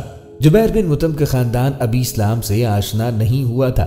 اس کی بیوی نے کہا کہ اگر یہ لڑکی یعنی عائشہ ہمارے گھر آ گئی تو ہمارا بچہ بے دین ہو جائے گا، یعنی بت پرستی چھوڑ دے گا، ہم کو یہ بات منظور نہیں۔ حضرت عائشہ کا جب رسول کریم علیہ السلام سے نکاح ہوا تو تب آپ کی عمر 6 سال تھی۔ تب رسول کریم علیہ السلام کا سن 49 سال 7 ماہ تھا۔ یہ ہجرت نبی کریم علیہ السلام کی نبوت سے قبل 3 سال پہلے کا واقعہ ہے۔ آپ کو مہر 500 درہم تھا۔ آپ کی رخصتی ہجرت کے پہلے سال ماہ شوال 1 ہجری 623 اپریل عیسوی میں عمل میں آئی۔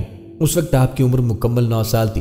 آقا کریم علیہ السلام مدینہ منورہ ماہ ربیع الاول 1 ہجری کو پہنچے اور ربیع اول سے 8واں مہینہ شوال ہوتا ہے، جس کے مطابق یہ رخصتی ماہ شوال 1 ہجری اپریل 623 میں عمل میں آئی۔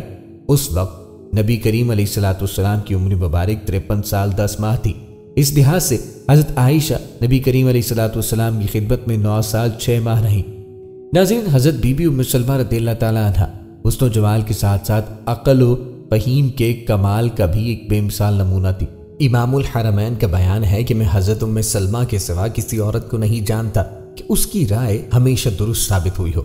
صلح حدیبیہ کے دن جب رسول اللہ صلی اللہ علیہ وآلہ وسلم نے لوگوں کو حکم دیا کہ اپنی اپنی قربانیاں کر کے سب لوگ احرام کھول دیں اور بغیر عمرہ ادا کیے سب لوگ مدینے واپس چلے جائیں، کیونکہ اسی شرط پہ صلح حدیبیہ ہوئی ہے، تو لوگ اس قدر رنج و غم میں تھے کہ ایک شخص بھی قربانی کے لیے تیار نہ تھا۔ حضور اقدس صلی اللہ تعالیٰ علیہ وآلہ وسلم کو صحابہ کرام رضوان اللہ علیہم اجمعین کے اس طرز عمل سے روحانی کوفت ہوئی اور آپ نے معاملے کا حضرت بی بی ام سلمہ رضی اللہ عنہا سے تذکرہ کیا تو انہوں نے یہ رائے دی کہ یا رسول اللہ، آپ کسی سے کچھ بھی نہ فرمائیں اور خود اپنی قربانی ذبح کر کے اپنا احرام اتاریں۔ چنانچہ نبی کریم علیہ السلام نے ایسا ہی کیا۔ یہ دیکھ کر حضور صلی اللہ تعالیٰ علیہ وآلہ وسلم نے احرام کھول دیا ہے۔ سب صحابہ کرام رضوان اللہ علیہم اجمعین مایوس ہو گئے کہ اب حضور اکرم صلی اللہ علیہ وآلہ وسلم صلح حدیبیہ کے معاہدے کو ہرگز نہ بدلیں گے۔ اسی لیے سب صحابہ نے بھی اپنی اپنی قربانیاں کر کے احرام اتارا اور سب لوگ مدینہ منورہ واپس چلے گئے۔ حسن و جمال اور عقل و رائے کے ساتھ ساتھ فقہ و حدیث میں بھی ان کی مہارت خصوصی طور پہ ممتاز تھی۔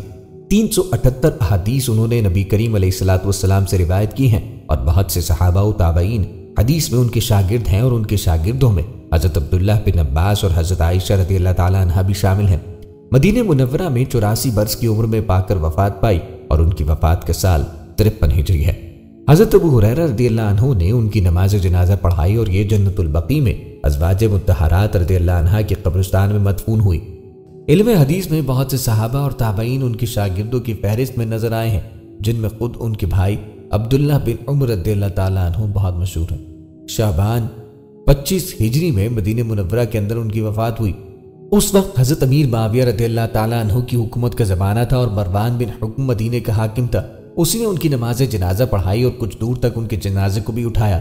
پھر حضرت ابو ہریرہ رضی اللہ تعالیٰ عنہ قبر تک جنازے کو کندھا دینے چلتے رہے۔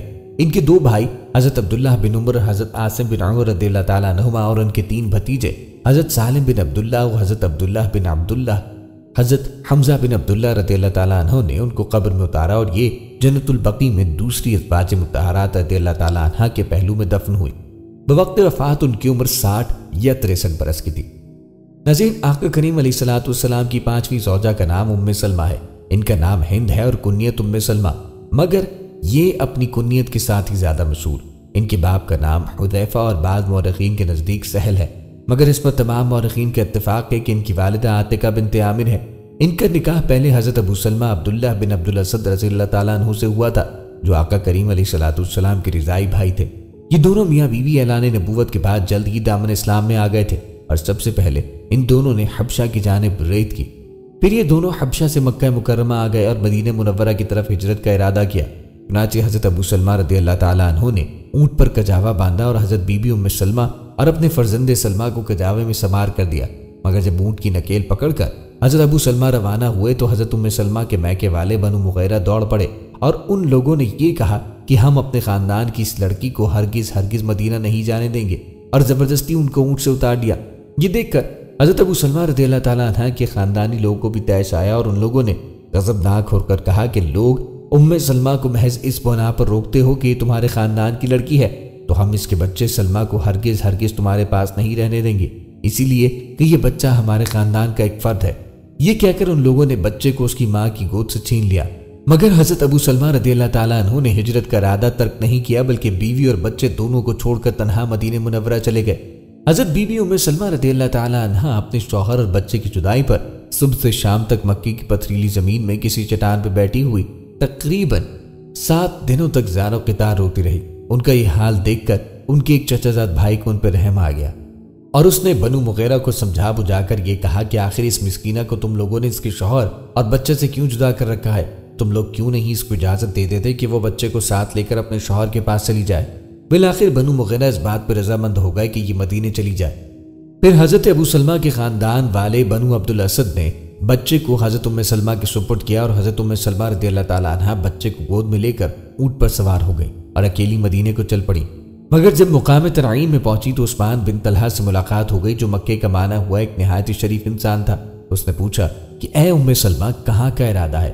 انہوں نے کہا کہ میں اپنے شوہر کے پاس مدینے جا رہی ہوں۔ اس نے کہا کہ کیا تمہارے ساتھ کوئی دوسرا نہیں؟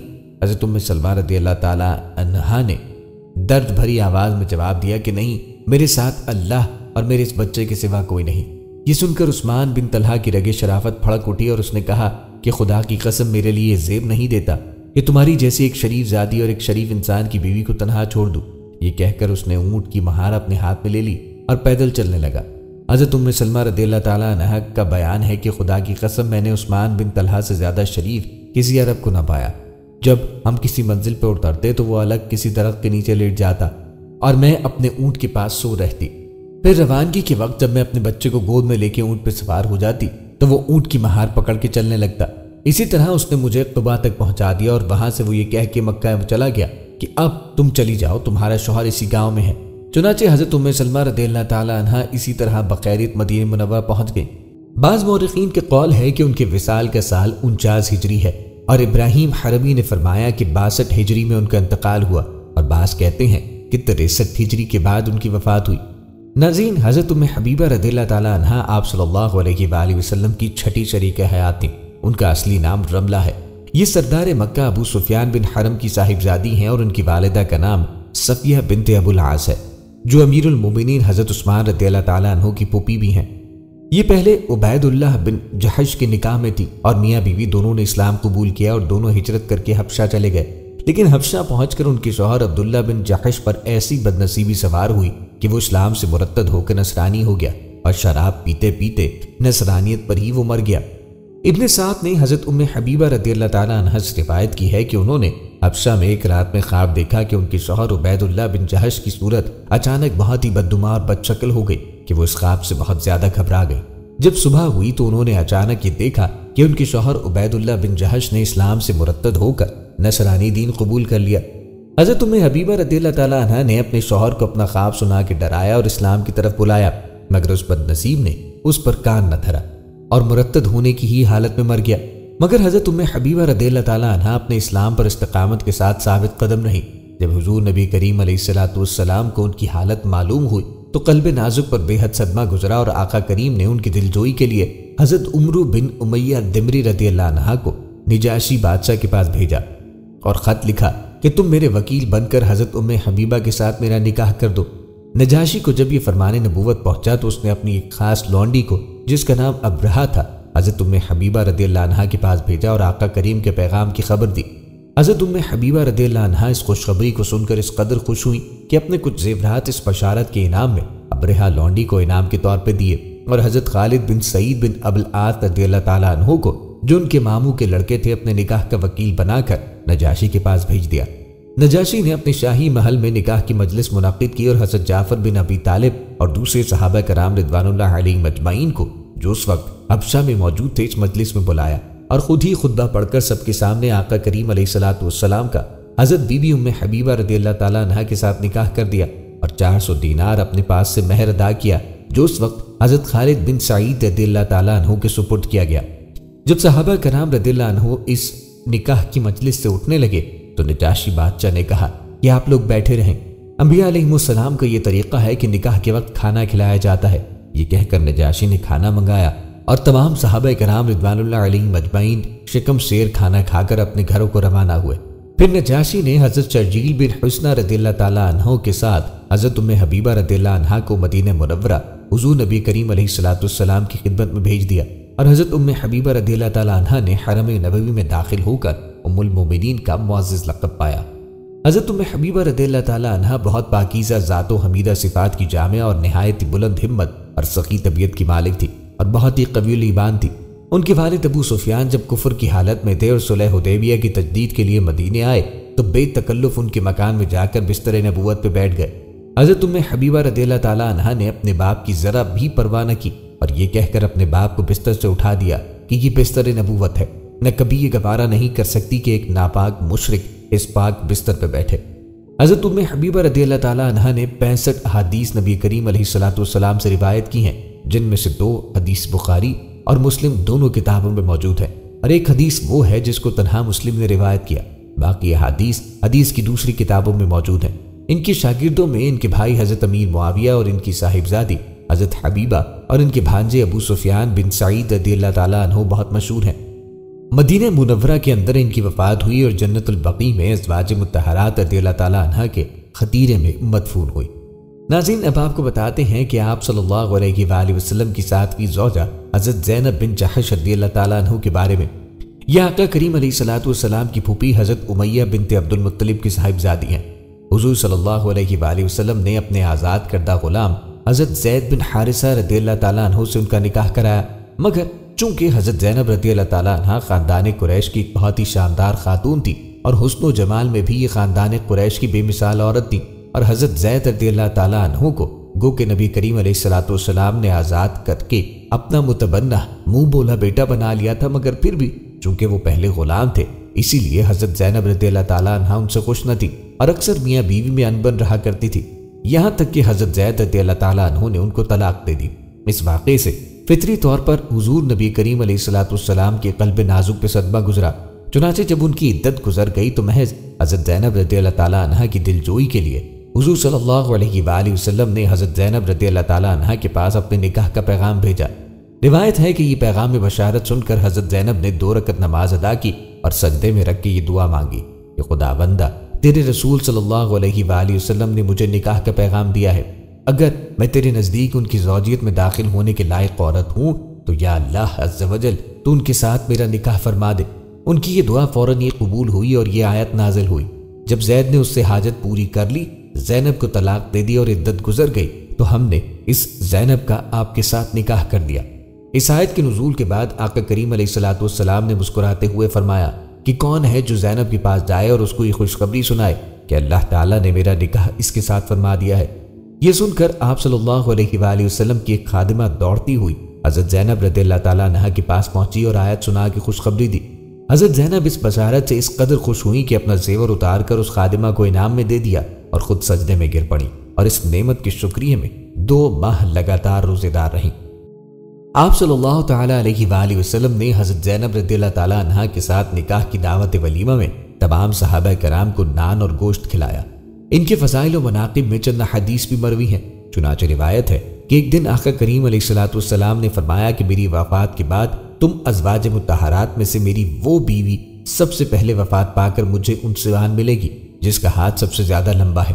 یہ سن کر تمام ازواج مطہرات رضی اللہ تعالیٰ عنہا نے ایک لکڑی سے اپنا ہاتھ ناپا تو حضرت سودا رضی اللہ تعالیٰ عنہا کا ہاتھ سب سے زیادہ لمبا نکلا۔ لیکن جب حضور علیہ الصلوۃ والسلام کے بعد ازواج مطہرات رضی اللہ تعالیٰ عنہا میں سے سب سے پہلے حضرت زینب رضی اللہ عنہا نے وفات پائی تو اس وقت لوگوں کو پتہ چلا کہ ہاتھ لمبا ہونے سے مراد کثرت سے صدقہ دینا تھا، کیونکہ حضرت زینب رضی اللہ تعالیٰ عنہا اپنے ہاتھ سے کچھ دستکاری کا کام کرتی تھی اور اس کی آمدنی فقراء و مساکین پہ صدقہ کر دیا کرتی تھی۔ ناظرین، روایت ہے کہ رسول اللہ صلی اللہ علیہ وآلہ وسلم اس کے بعد ناگہاں حضرت زینب رضی اللہ تعالیٰ عنہا کے مکان میں تشریف لے گئے۔ انہوں نے عرض کیا، یا رسول اللہ، بغیر خطبے اور بغیر گواہ کے آپ نے میرے ساتھ نکاح فرمایا۔ ارشاد فرمایا کہ تیرے ساتھ میرا نکاح اللہ نے کر دیا ہے اور حضرت جبرائیل علیہ السلام اور دوسرے فرشتے اس نکاح کے گواہ ہیں۔ حضور علیہ الصلوۃ والسلام نے ان کے نکاح پر جتنی بڑی دعوت ولیمہ فرمائی، اتنی بڑی دعوت ولیمہ ازواج مطہرات رضی اللہ تعالیٰ عنہا میں سے کسی کے نکاح کے موقع پر بھی نہ فرمائی۔ ان کی وفات کی خبر جب حضرت عائشہ کے پاس پہنچی تو انہوں نے کہا کہ ہائے، ایک قابل تعریف عورت جو سب کے لیے نفع بخش تھی اور یتیموں اور بوڑھی عورتوں کا دل خوش کرنے والی تھی، آج دنیا سے چلی گئی۔ حضرت عائشہ کا بیان ہے کہ میں نے بھلائی اور سچائی میں اور رشتہ داروں کے ساتھ مہربانی کے معاملے میں حضرت زینب سے بڑھ کر کسی عورت کو نہیں دیکھا۔ منقول ہے کہ حضرت زینب ازواج مطہرات سے اکثر ہی کہا کرتی تھی کہ مجھ کو خداوند تعالیٰ نے ایک ایسی فضیلت عطا فرمائی ہے جو ازواج مطہرات میں سے کسی کو بھی نصیب نہ ہوئی، کیونکہ تمام ازواج مطہرات کا نکاح ان کے باپ داداؤں نے حضور علیہ الصلوۃ والسلام کے ساتھ کیا، لیکن حضور صلی اللہ علیہ وآلہ وسلم کے ساتھ میرا نکاح اللہ تعالیٰ نے کر دیا۔ انہوں نے 11 احادیث حضور علیہ الصلوۃ والسلام سے روایت کی ہیں، جن میں سے 2 حدیثیں بخاری و مسلم دونوں کتابوں میں مذکور ہیں، باقی 9 حدیثیں دوسری کتب احادیث میں لکھی ہیں۔ ناظرین، ام المومنین حضرت سیدنا زینب بنت خزیمہ رضی اللہ تعالیٰ عنہ آپ صلی اللہ علیہ وآلہ وسلم کی 8ویں زوجہ ہے۔ آپ کا شمار تاریخ کی ان ہستیوں میں ہوتا ہے جو غریب پروری، مسکین نوازی، رحم دلی، سخاوت اور فیاضی جیسے اوصاف میں نہایت بلند مقام پہ فائز ہیں۔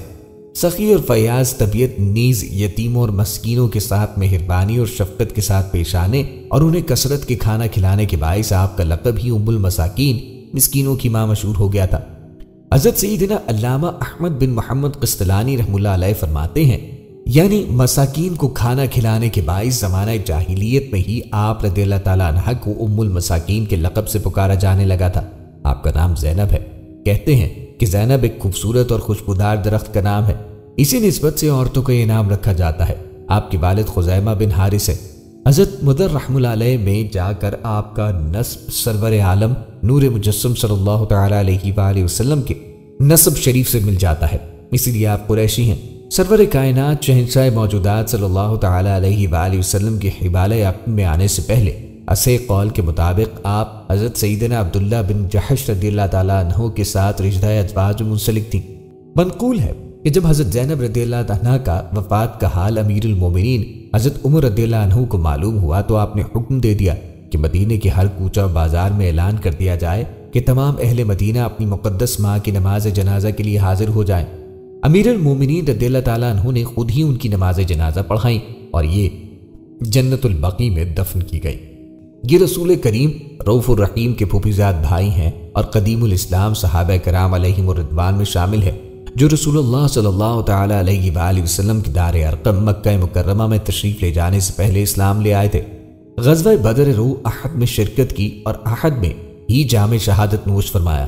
حضرت عبداللہ بن جحش رضی اللہ تعالیٰ عنہ کی شہادت کے بعد آپ نے حضور اقدس صلی اللہ تعالی علیہ وآلہ وسلم کا زوجیت کا شرف پایا اور ام المومنین کے اعلیٰ مقام پہ فائز ہوئی۔ اس وقت حرم نبوی میں 3 ازواج مطہرات حضرت عائشہ صدیقہ، حضرت سودا اور حضرت حفصہ رضی اللہ تعالیٰ عنہ پہلے سے موجود تھیں، جبکہ حضرت خدیجہ الکبریٰ رضی اللہ تعالیٰ عنہ کا کم و بیش 6 برس پہلے انتقال ہو چکا تھا۔ روایت میں ہے کہ جب سرکار رسالت میں آپ صلی اللہ علیہ وآلہ وسلم نے انہیں نکاح کا پیغام دیا تو انہوں نے اپنا معاملہ آپ صلی اللہ علیہ وآلہ وسلم کے سپرد کر دیا۔ پھر آپ صلی اللہ علیہ وآلہ وسلم نے ان سے نکاح فرما لیا اور 12.5 اوقیہ مہر نکاح مقرر فرمایا۔ ناظرین، آپ ان صحابیات میں سے ہیں جنہوں نے اپنی جانیں رسول اللہ صلی اللہ علیہ وآلہ وسلم کے لیے ہبہ کر دی تھی، اور ان کے بارے میں اللہ تعالیٰ نے یہ آیات نازل فرمائی: پیچھے ہٹاؤ اب میں سے جسے چاہوں اور اپنے پاس جگہ دوں، جسے چاہو اور جسے تم نے کنارے کر دیا تھا اسے تمہارا جی چاہے تو اس میں بھی تم پر کچھ گناہ نہیں۔ چنانچہ بخاری شریف میں ام المومنین حضرت عائشہ صدیقہ رضی اللہ تعالیٰ عنہ سے روایت ہے، فرماتی ہیں کہ میں ان عورتوں پر غیرت کرتی تھی جو اپنی جان رسول اللہ صلی اللہ علیہ وآلہ وسلم کو بخش دیتی۔ میں کہتی تھی کیا عورت اپنی جان بخشتی ہے؟ پھر جب اللہ عز و جل نے یہ آیت نازل فرمائی تو میں نے عرض کیا کہ میں آپ کے رب عز و جل کو نہیں دیکھتی مگر وہ آپ کی خواہش پوری کرنے میں جلدی فرماتا ہے۔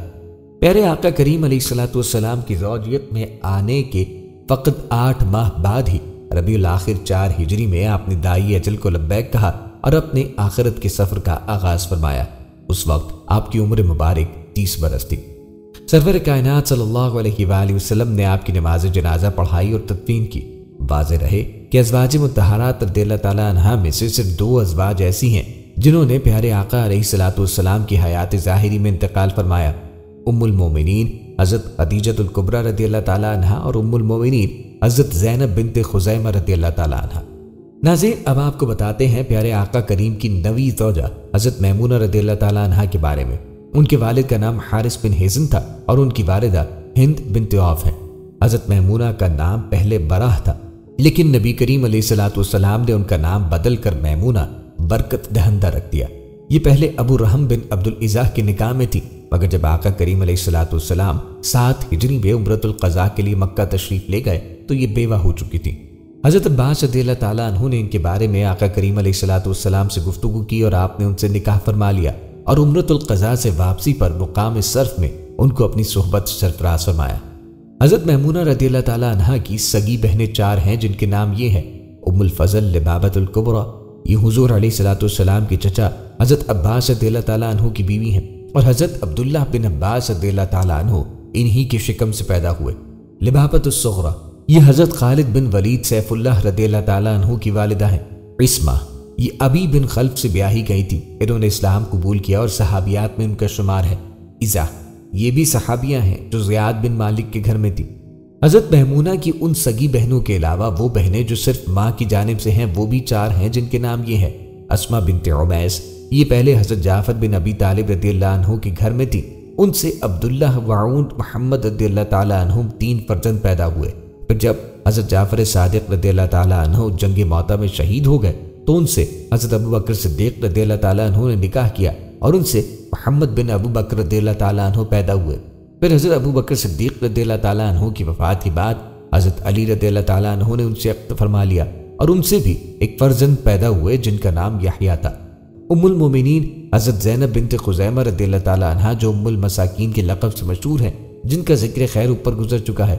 حضرت میمونہ کی والدہ ہند بنت عوف کے بارے میں عام طور پر کہا جاتا تھا کہ دامادوں کے اعتبار سے روئے زمین پر کوئی بڑھیا ان سے زیادہ خوش نصیب نہیں ہوئی، کیونکہ ان کے دامادوں کی فہرست میں مندرج ذیل ہستیاں ہیں: رسول اللہ صلی اللہ علیہ وآلہ وسلم، حضرت ابو بکر، حضرت علی، حضرت حمزہ، حضرت حماد، حضرت عباس، حضرت شداد بن الحادر رضی اللہ تعالیٰ عنہ۔ یہ سب کے سب بزرگوار ہند بنت عوف رضی اللہ تعالیٰ عنہ کے داماد ہیں۔ ابن سعد نے واقدی سے نقل کیا ہے کہ انہوں نے 71 ہجری میں وفات پائی اور ابن اسحاق کا قول ہے کہ 73 ہجری ان کے انتقال کا سال ہے۔ ان کی وفات کے وقت ان کے بھانجے حضرت عبداللہ بن عباس رضی اللہ تعالیٰ عنہما موجود تھے اور انہوں نے ہی آپ رضی اللہ تعالیٰ عنہ کی نماز جنازہ پڑھائی اور ان کو قبر میں اتارا۔ محدث عطا کا بیان ہے کہ ہم لوگ حضرت عبداللہ بن عباس رضی اللہ تعالیٰ عنہما کے ساتھ حضرت بی بی میمونہ رضی اللہ تعالیٰ عنہ کے جنازے میں شریک تھے۔ جب جنازہ اٹھایا گیا تو حضرت عبداللہ بن عباس رضی اللہ تعالیٰ عنہما نے بآواز بلند فرمایا: اے لوگو، یہ رسول اللہ صلی اللہ علیہ وآلہ وسلم کی زوجہ ہیں، تم لوگ ان کے جنازے کو بہت آہستہ آہستہ لے کے چلو اور ان کی مقدس لاش کو نہ جھنجھوڑو۔ حضرت یزید بن اسم رضی اللہ تعالیٰ عنہ کہتے ہیں کہ ہم لوگوں نے حضرت بی بی میمونہ رضی اللہ تعالیٰ عنہا کو مقام صرف میں اسی چھپر کی جگہ میں دفن کیا جس میں رسول اللہ صلی اللہ علیہ وآلہ وسلم نے ان کو پہلی بار اپنی قربت سے سرفراز فرمایا تھا۔ ناظرین، حضرت جویریہ رضی اللہ تعالیٰ عنہا آپ کی 10ویں زوجہ ہے۔ یہ قبیلہ بنی مستلق کے سردار اعظم حارث بن ابو درار کی بیٹی ہیں۔ غزوہ مریسی میں جو کفار مسلمانوں کے ہاتھوں میں گرفتار ہو کر قیدی بنائے گئے تھے، انہی قیدیوں میں حضرت جویریہ بھی تھی۔ جب قیدیوں کو لونڈی غلام بنا کر مجاہدین پہ تقسیم کیا گیا تو حضرت جویریہ حضرت ثابت بن قیس رضی اللہ تعالیٰ عنہ کے حصے میں آئیں۔ انہوں نے ان سے مکاتبت کر لی، یعنی یہ لکھ کر دے دیا کہ تم اتنی رقم مجھے دے دو تو میں تم کو آزاد کر دوں گا۔ حضرت جویریہ بارگاہ رسالت میں حاضر ہوئی اور عرض کی، یا رسول اللہ، میں اپنے قبیلے کے سردار اعظم حارث بن ابو درار کی بیٹی ہوں اور مسلمان ہو چکی ہوں۔ ثابت بن قیس نے مجھے مکاتبہ بنا دیا ہے، مگر میرے پاس اتنی رقم نہیں کہ میں بدلے کتابت ادا کر کے آزاد ہو جاؤں۔ اسی لیے آپ اس وقت میں میری مالی امداد فرمائیں، کیونکہ میرا تمام خاندان اس جنگ میں گرفتار ہے اور ہمارے تمام مال و سامان مسلمانوں کے ہاتھوں میں مال غنیمت بن چکے ہیں اور میں اس وقت بالکل ہی مفلس و بے کسی کے عالم میں ہوں۔ حضور سرور کائنات کو ان کی فریاد سن کر ان پر رحم آ گیا۔ آقا کریم علیہ الصلوۃ والسلام نے ارشاد فرمایا، اگر میں اس سے بہتر سلوک تمہارے ساتھ کروں تو کیا تم اس کو منظور کر لو گی؟ انہوں نے پوچھا کہ یا رسول اللہ، آپ میرے ساتھ اس سے بہتر کیا سلوک فرمائیں گے؟ آپ نے فرمایا کہ میں یہ چاہتا ہوں کہ تمہارے بدلے کتابت کی تمام رقم میں خود تمہاری طرف سے ادا کر دوں اور پھر تم کو آزاد کر کے میں خود تم سے نکاح کر لوں تاکہ تمہارا خاندانی اعزاز و وقار برقرار رہ جائے۔ حضرت جویریہ رضی اللہ تعالیٰ عنہ کے 2 بھائی عمرو بن الحارث اور عبداللہ بن الحارث اور ان کی ایک بہن عمرہ بنت حارث، یہ تینوں بھی مسلمان ہو کر شرف صحابیت سے بلند ہوئے۔ ان کے بھائی عبداللہ بن حارث کے اسلام لانے کا واقعہ بھی بہت تعجب خیز بھی ہے اور دلچسپ بھی۔ یہ اپنی قوم کے قیدیوں کو چھڑانے کے لیے دربار رسالت میں حاضر ہوئے۔ ان کے ساتھ چند اونٹنیاں اور لونڈی تھی۔ انہوں نے ان سب کو ایک ایک پہاڑ کی گھاٹی میں چھپا دیا اور تنہا بارگاہ رسالت میں حاضر ہوئے اور اسیران جنگ کی رہائی کے لیے درخواست پیش کی۔ حضور صلی اللہ علیہ وآلہ وسلم نے فرمایا کہ تم قیدیوں کے لیے فدیہ کے لے کر آئے ہو؟ انہوں نے کہا کہ میرے پاس تو کچھ بھی نہیں۔ یہ سن کر آپ صلی اللہ علیہ وآلہ وسلم نے فرمایا کہ تمہاری وہ اونٹنیاں کیا ہوئی اور تمہاری وہ لونڈی کدھر گئی جسے تم فلاں گھاٹی میں چھپا کے آئے ہو؟ زبان رسالت سے یہ علم غیب کی خبر سن کر عبداللہ بن حارث حیران رہ گئے کہ آخر حضور صلی اللہ علیہ وآلہ وسلم کو میری لونڈی اور اونٹنیوں کی خبر کس طرح ہو گئی، اور ایک دم ان کا اندھیرے دل میں حضور صلی اللہ علیہ وآلہ وسلم کی صداقت اور آپ کی نبوت کا نور چمک اٹھا اور وہ فوراً ہی کلمہ پڑھ کر مشربہ اسلام ہو گئے۔ حضرت جویریہ رضی اللہ تعالیٰ عنہ نے 7 احادیث بھی رسول اللہ سے روایت کی ہیں، جن میں سے 2 حدیثیں بخاری شریف میں اور 2 حدیثیں مسلم شریف میں ہیں۔ باقی 3 احادیث دوسری کتابوں میں مذکور ہیں۔ حضرت عبداللہ بن عمر، حضرت عبید بن سباق اور ان کے بھتیجے حضرت طفیل رضی اللہ تعالیٰ عنہ وغیرہ نے ان سے روایت کی ہیں۔ 50 ہجری میں 65 برس کی عمر پا کر انہوں نے مدینہ طیبہ میں وفات پائی اور حاکم مدینہ مروان نے ان کی نماز جنازہ پڑھائی اور یہ جنت البقیع کے قبرستان میں مدفون ہوئی۔ ناظرین، اب آپ کو بتاتے ہیں آپ صلی اللہ علیہ وآلہ وسلم کی 11ویں اور آخری زوجہ حضرت صفیہ رضی اللہ تعالیٰ عنہ کے بارے میں۔ ان کا اصلی نام زینب تھا۔ رسول اللہ صلی اللہ علیہ وآلہ وسلم نے ان کا نام صفیہ رکھ دیا۔ یہ یہودیوں کے قبیلے بنو نضیر کے سردار اعظم حی بن اخطب کی بیٹی ہیں اور ان کی ماں کا نام زرہ بنت سیمیول ہے۔ یہ خاندان بنی اسرائیل میں سے حضرت موسیٰ علیہ السلام کے بھائی حضرت ہارون علیہ السلام کی اولاد میں سے ہیں، اور ان کا شوہر کنانہ بن ابی الحقیق بھی بنو نضیر کا رئیس اعظم تھا جو جنگ خیبر میں قتل ہو گیا۔ محرم 7 ہجری میں جب خیبر کو مسلمانوں نے فتح کیا اور تمام اسیران جنگ گرفتار کر کے اکٹھے جمع کیے گئے تو اس وقت حضرت داحیہ بن خلیفہ کلبی رضی اللہ تعالیٰ عنہ بارگاہ رسالت میں حاضر ہوئے اور ایک لونڈی طلب کی۔ آپ صلی اللہ علیہ وآلہ وسلم نے ارشاد فرمایا کہ تم اپنی پسند سے ان قیدیوں میں سے کوئی لونڈی لے لو۔ انہوں نے کہا حضرت صفیہ رضی اللہ تعالیٰ عنہ کو لے لیا، مگر ایک صحابی نے عرض کی کہ یا رسول اللہ، حضرت صفیہ بنو قریظہ اور بنو نضیر کی شہزادی ہیں، ان کے خاندانی اعزاز کا تقاضا ہے کہ آپ ان کو اپنی ازواج مطہرات میں شامل فرمائیں۔ چنانچہ آقا کریم علیہ السلام نے ان کو حضرت داحیہ کلبی رضی اللہ تعالیٰ عنہ سے لے لیا اور ان کے بدلے میں انہیں ایک دوسری لونڈی عطا فرما دی۔ پھر حضرت صفیہ رضی اللہ تعالیٰ عنہ کو آزاد فرما کے ان سے نکاح فرمایا اور جنگ خیبر سے واپسی میں 3 دنوں تک منزل صبا میں ان کو اپنے خیمے کے اندر اپنی قربت سے سرفراز فرمایا اور دعوت ولیمہ میں کھجور، گھی، پنیر کا ملیدہ صحابہ کرام رضوان اللہ علیہم اجمعین کو کھلایا، جس کا مفصل تذکرہ جنگ خیبر میں گزر چکا۔ ناظرین، ترمذی شریف کی روایت ہے کہ ایک روز نبی کریم علیہ السلام نے دیکھا کہ حضرت صفیہ رو رہی ہیں۔ آپ نے رونے کا سبب پوچھا تو انہوں نے کہا، یا رسول اللہ، حضرت عائشہ اور حضرت حفظہ نے یہ کہا ہے کہ ہم دونوں دربار رسالت میں تم سے بہت زیادہ عزت دار ہیں، کیونکہ ہمارا خاندان حضور صلی اللہ علیہ وآلہ وسلم سے ملتا ہے۔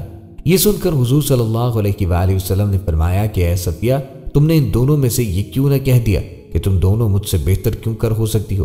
حضرت ہارون علیہ السلام میرے باپ ہیں اور حضرت موسیٰ علیہ السلام میرے چچا ہیں، اور حضرت محمد صلی اللہ علیہ وآلہ وسلم میرے شوہر۔ انہوں نے 10 احادیث بھی حضور علیہ السلام سے روایت کی ہیں، جن میں سے ایک حدیث بخاری و مسلم دونوں کتابوں میں ہے اور باقی 9 احادیث دوسری کتب میں درج ہے۔ ان کی وفات کے سال میں اختلاف ہے۔ باقی کا قول ہے کہ 50 ہجری میں ان کا وفات ہوئی، اور ابن سعد نے لکھا ہے کہ 52 ہجری میں انتقال ہوا۔ بوقت رحلت ان کی عمر 60 برس کی تھی۔ یہ بھی مدینے کی مشہور قبرستان جنت البقیع میں سپرد خاک کی گئی۔ ناظرین، یہ شہنشاہ مدینہ صلی اللہ تعالیٰ علیہ وآلہ وسلم کی وہ 11 ازواج مطہرات رضی اللہ تعالیٰ عنہا ہیں جن پر تمام مورخین کا اتفاق ہے۔ ان میں سے حضرت خدیجہ رضی اللہ تعالیٰ عنہا کا تو ہجرت سے پہلے ہی انتقال ہو چکا تھا، اور حضرت زینب بنت خزیمہ رضی اللہ تعالیٰ عنہا، جن کا لقب ام المساکین ہے، ہم پہلے بھی تحریر کر چکے ہیں کہ نکاح کے 2-3 ماہ بعد حضور علیہ السلام کے سامنے ہی وفات پا گئی تھی۔ حضور علیہ السلام کی رحلت کے وقت آپ کی 9 بیویاں موجود تھیں، جن میں سے 8 کی آپ باریاں مقرر فرماتے رہے، کیونکہ حضرت سودا رضی اللہ تعالیٰ عنہا نے اپنی باری کا دن حضرت عائشہ رضی اللہ تعالیٰ عنہا کو ہبہ کر دیا تھا۔ ان 9 مقدس ازواج میں سے حضور علیہ السلام کی رحلت کے بعد سب سے پہلے حضرت زینب بنت جہش رضی اللہ تعالیٰ عنہا نے وفات پائی، اور سب کے بعد آخر میں 72 یا 73 ہجری میں حضرت بی بی ام سلمہ رضی اللہ تعالیٰ عنہا نے رحلت فرمائی۔ ان کی وفات کے بعد دنیا امہات المومنین سے خالی ہو گئی۔ ناظرین، یہ تھا تذکرہ امہات المومنین کا۔ آخر میں اللہ پاک سے دعا گو ہے کہ ہمیں نیک اور پاک ہستیوں کے نقش قدم پہ چلنے کی توفیق عطا فرمائے، آمین۔ امید کرتے ہیں کہ آپ کو ہماری آج کی ویڈیو ضرور پسند آئی ہوگی۔ اگر آپ کو ہماری آج کی ویڈیو پسند آئی ہے تو آپ سے گزارش ہے کہ چینل کو سبسکرائب کریں اور ساتھ ہی لگے بیل کے بٹن کو بھی پریس کریں۔ ویڈیو کو لائک بھی کریں اور اپنی قیمتی رائے کا اظہار کمنٹس میں کریں۔ کمنٹس میں آپ اپنے سوالات بھی ہم تک پہنچا سکتے ہیں۔ اللہ تعالیٰ آپ کو اپنی حفظ و امان میں رکھے۔